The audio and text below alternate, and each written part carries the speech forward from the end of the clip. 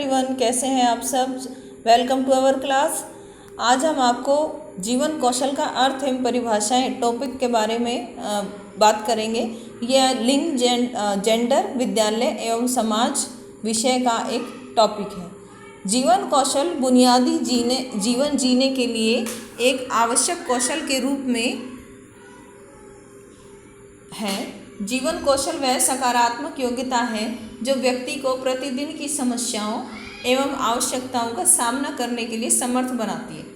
प्रतिदिन की समस्याओं और आवश्यकताओं का सामना करने के लिए समर्थ बनाती है, यानी कि जीवन जीने के लिए हम अपनी ज़रूरतों को और अपनी प्रॉब्लम को सॉल्व करने के लिए जो सीखते हैं वही जीवन कौशल है। जीवन कौशल शिक्षा व्यक्ति को सामाजिक सफलता, संपूर्ण जीवन की खुशी एवं सुख के लिए आवश्यक है। पिछले कुछ वर्षों से शिक्षण कार्यक्रमों में जीवन कौशल के विकास की ओर ध्यान केंद्रित किया गया है। अब स्कूलों में जो हमारा एजुकेशन सिस्टम है उसमें जीवन कौशल का एक टॉपिक बन गया है और बच्चों को, आने वाली जनरेशन को ये सिखाया जाता है कि वो किस तरीके से अपने जीवन को सुखी बना सकते हैं, खुश रह सकते हैं और अपने जीवन में किस तरीके से वो अपनी समस्याओं का समाधान कर सकते हैं। जीवन कौशल की शिक्षा प्राप्त करना युवाओं का अधिकार है। यूनिसेफ, यूनेस्को और WHO ने 10 गूढ़ जीवन कौशल रणनीतियों एवं कौशलों को सूचीबद्ध किया है। ठीक है, WHO ने कितने जीवन कौशलों का किया है? 10 को। ठीक है, कौन से कौशल है ये इसमें हम आगे पढ़ेंगे। ये आज के समय की ज़रूरत बन गई है, क्योंकि आज जो समय है वो इतना तनावपूर्ण हो गया है कि जीवन कौशल अगर किसी को नहीं आता है तो बहुत सारी प्रॉब्लम का सामना करना पड़ता है। इनमें सोचने के कौशल, सामाजिक कौशल और तालमेल बनाने के कौशल सम्मिलित हैं। WHO के अनुसार जीवन कौशल धनात्मक और ग्राह्यात्मक व्यवहार है, यानी कि जिसमें पॉजिटिव थिंकिंग होती है और एक्सेप्टेबल बिहेवियर होता है, जो कि प्रत्येक व्यक्ति को इस योग्य बनाता है कि वह रोज़मर्रा की ज़िंदगी में आने वाली चुनौतियों का सामना कर सके, कि जो भी लाइफ में डेली में प्रॉब्लम्स आती है उनका सामना कर सके, ये उसके अंदर सिखाया जाता है। आगे देखिए, आगे है जीवन कौशल की आवश्यकता एवं महत्व। इसकी ज़रूरत क्यों पड़ी? इस टॉपिक को एजुकेशन सिस्टम में ऐड करने की ज़रूरत क्यों पड़ी? यहाँ हम ये पढ़ते हैं, जीवन कौशल की आवश्यकता महिलाओं एवं पुरुषों दोनों के लिए समान रूप से उपयोगी है। ठीक है, जो इस प्रकार है। फर्स्ट है, गुणवत्तापूर्ण जीवन जीने के लिए जीवन कौशल की आवश्यकता है। अगर लाइफ में गुणवत्ता लेकर आनी है तो उसके लिए आपको जीवन कौशल सीखना होगा। व्यक्ति की अंतर्निहित शक्तियों का सर्वोत्तम विकास जीवन कौशल के द्वारा ही संभव है।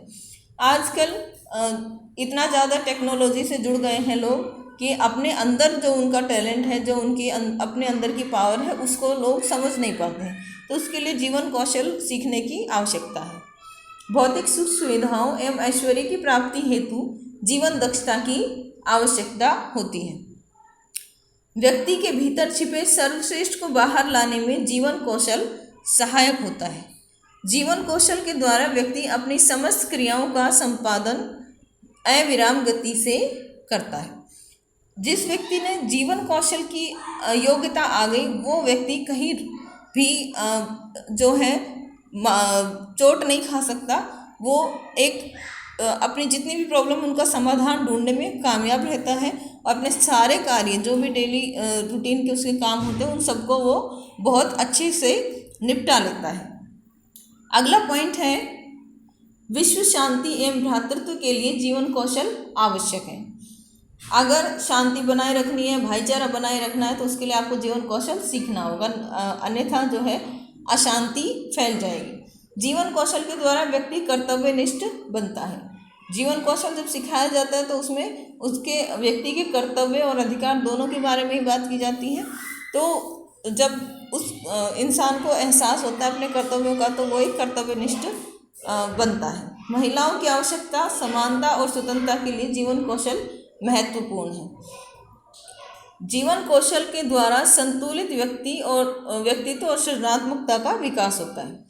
ठीक है, बैलेंस्ड आपकी पर्सनैलिटी बनेगी, क्रिएटिविटी आपके अंदर विकसित होगी, जिससे आप अपनी हर समस्या का समाधान निकालने में सक्सेसफुल हो जाएंगे।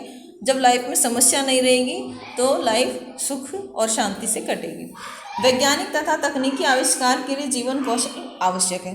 जब दिमाग शांत रहेगा तो कुछ नए विचार आएंगे और नई चीज़ों की, नई टेक्नोलॉजी की खोज होगी। तो इसलिए जीवन कौशल बहुत ज़रूरी है। सक्सेसफुल पर्सन बनने के लिए, जीवन को कामयाब बनाने के लिए जीवन कौशल सीखना बहुत ज़रूरी है। पर्यावरण, जनसंख्या जैसे मुद्दों पर जागरूकता लाने के लिए जीवन कौशल आवश्यक है। पर्यावरण और जनसंख्या, आजकल कितना ज़्यादा माहौल जो है दूषित हो गया है, मतलब वातावरण कितना ज़्यादा दूषित हो गया, जनसंख्या दिन ब दिन बढ़ती जा रही है। अगर लोगों को जागरूक करना है इसके लिए तो क्या करना होगा, आपको जीवन कौशल सीखना होगा। आगे बढ़ते हैं। विश्व स्वास्थ्य संगठन द्वारा 10 मूल जीवन कौशल बताए गए हैं। ठीक है, वो 10 मूल जीवन कौशल कौन से हैं?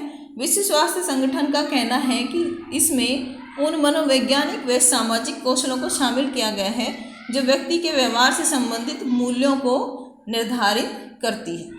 व्यक्ति के व्यवहार से संबंधित मूल्यों को निर्धारित करती है। ठीक है, जो इस प्रकार है। पहला है आत्म जागरूकता। आत्म जागरूकता से मतलब है कि व्यक्ति को वो कौशल सिखाया जाए जिससे वो अपने अंदर की जो शक्तियां हैं उनको पहचान पाए, अपनी कमजोरियों को पहचान पाए, अपने गुणों को पहचान पाए। जब व्यक्ति आत्म जागरूक हो जाएगा तो उसको पता रहेगा कि किस समस्या का समाधान वो किस तरीके से निकाल सकता है। इसलिए व्यक्ति को आत्म जागरूक होना बहुत ज़रूरी है, तभी वो अपने जीवन में सक्सेसफुल बन सकता है। अगला है परानुभूति। परानुभूति इसके वर्ड से पता चलता है, पर प्लस अनुभूति। ठीक है, पर मतलब दूसरों की और अनुभूति मतलब अनुभव करना। दूसरों के दर्द को जो महसूस करना सीख जाता है वो ज़िंदगी में कभी दूसरों को परेशान नहीं करता, वो कभी मात नहीं खाता। जब दूसरों की सुख और दुख को महसूस करने लग जाते हैं तो हम दूसरों को परेशान नहीं करते और हम जो है अपने कौशलों से दूसरों लोगों की समस्याओं का भी समाधान करने लग जाते हैं। ठीक है, तो ये परानुभूति कितनी होती है? 2 तरह की अनुभूति होती है। एक होती है प्रभावात्मक परानुभूति और दूसरी होती है संज्ञानात्मक परानुभूति। प्रभावात्मक क्या होती है? इसका संबंध संवेग से होता है। ठीक है, और दूसरा होता है संज्ञानात्मक यानी प्रत्यक्षीकरण चिंतन। संवेग से मतलब कि हम अपनी दूसरे की भावनाओं को समझ पाए, वो होती है प्रभावानुभूति। और संज्ञानात्मक, हमने जो देखा उस पर चिंतन करके हम उसको अपने आप को वहाँ पर रख के और उस पर चिंतन करके किसी समस्या का अगर समाधान निकाल कर हम देते हैं तो वो होता है संज्ञानात्मक परानुभूति। ठीक है, अगला है समालोचनात्मक चिंतन। ठीक है, समालोचनात्मक मतलब सम आलोचनात्मक, कि आलोचना करें हम किसी भी चीज़ की, चाहे वो स्वयं की करें या दूसरों की करें, तो आलोचना करने के बाद जो हम चिंतन करें वो बिल्कुल भेदभाव रहित, बिल्कुल निष्पक्ष होकर उसके ऊपर आलोचना करें और जो भी प्रॉब्लम है उसका सॉल्यूशन देने की कोशिश करें। अगला है सृजनात्मक चिंतन। इस तरह के सृजनात्मक चिंतन में 4 बातें मुख्य रूप से पाई जाती है। ठीक है, 4 बातें। सृजनात्मक यानी क्रिएटिविटी, हम कितने क्रिएटिव हैं और किसी समस्या का समाधान कितनी क्रिएटिविटी के साथ हम कर सकते हैं, तो ये वहाँ पर इस चीज़ की बात करता है। वो 4 बातें कौन सी? एक तो धारा प्रवाहिता, ठीक है, यानी फ्लुएंसी होनी चाहिए, लचीलापन फ्लेक्सिबिलिटी, मौलिकता ओरिजिनलिटी, विस्तारण और निर्णय लेने की क्षमता। ठीक है, ये सारी चीज़ें होगी तो एक सृजनात्मक चिंतन करने में सहायता मिलेगी। ठीक है, कोई प्रॉब्लम है उसका सीधा सा सॉल्यूशन हो सकता है लेकिन उससे बात बन नहीं रही है तो कुछ क्रिएटिविटी अपनी तरफ से कुछ डाल के उस समस्या का समाधान कर ले, तो ये तभी हो सकती है जब धारा प्रवाहिता हो, लचीलापन हो, एक मतलब जो दिमाग में सेट है उस चीज़ के ऊपर ना चल के हम अपनी तरफ से चीज़ों को मोल्ड करके और उसके मौलिक रूप को ना बदल के और उसमें थोड़ा सा चेंज करके हम किसी समस्या का जो है समाधान निकाल सकते हैं। ठीक है, अगला है प्रभावशाली संप्रेषण। ठीक है, संप्रेषण मतलब कम्युनिकेशन। आप कितने प्रभावी रूप से, कितने इफेक्टिव रूप से किसी से कम्युनिकेट कर पा रहे हैं, वो होता है प्रभावशाली संप्रेषण। प्रभावशाली संप्रेषण के 4 प्रमुख कार्य हैं। सूचना देना, ऑब्वियसली किसी को हम सबसे पहले इन्फॉर्मेशन देंगे, फिर आदेश या संदेश प्रसारित करेंगे। सूचना देने के बाद या तो हम किसी को आदेश देते हैं कि जाओ ये काम करो, या फिर हम संदेश भिजवाते हैं कि भाई ये सूचना है, ये जाके नेक्स्ट पर्सन को दे दी जाए। उसके बाद परस्पर विश्वास जागृत करना। जो सूचना दी जा रही है वो झूठी है या सच्ची है, ये सामने वाले सूचना देने वाले पर डिपेंड करता है कि उसने अपना विश्वास लोगों के अंदर कितना बना रखा है।